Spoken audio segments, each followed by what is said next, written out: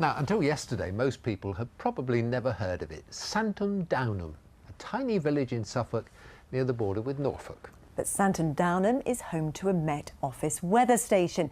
And yesterday it recorded the highest temperature anywhere in the country this year, 33.3 degrees. We sent our chief reporter Kim Riley along to find out why it's become a record breaker. The village of Santon Downham lies deep in the heart of Thetford Forest, the area known as the Brecks. The little ooze runs through the village, and today it was a focus for people wanting to cool off as the temperatures climbed again towards 30 degrees. The Met Office weather station lies behind the regional offices of the Forestry Commission. This is the box in which yesterday's record figure was recorded, 33.3 degrees, or as we used to say in the old days, 92 Fahrenheit. Now that figure was transmitted automatically to the Met Office, but it wasn't always so. The written records show that gathering data back in the 60s, 70s and 80s was a painstaking business. One of our administration officers would come out on them every morning and take the record of the readings of the equipment here, and then diligently fill out a form and then phone it to the Met Office.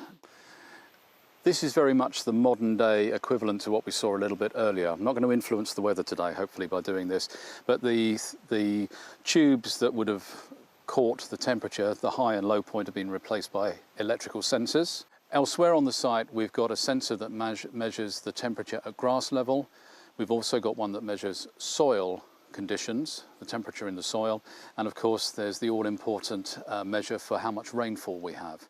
Santon Downham is on very sandy soils of Breckland, and sandy soils are not very good at transmitting energy down through the depth of the soil. So all the heat from the sun is trapped in the top few millimetres or centimetres of the sand. So it heats up much more than a wet clay soil would. Bizarrely, it's also the coldest place at night in the winter because the sandy soils don't allow the heat to come up from below either.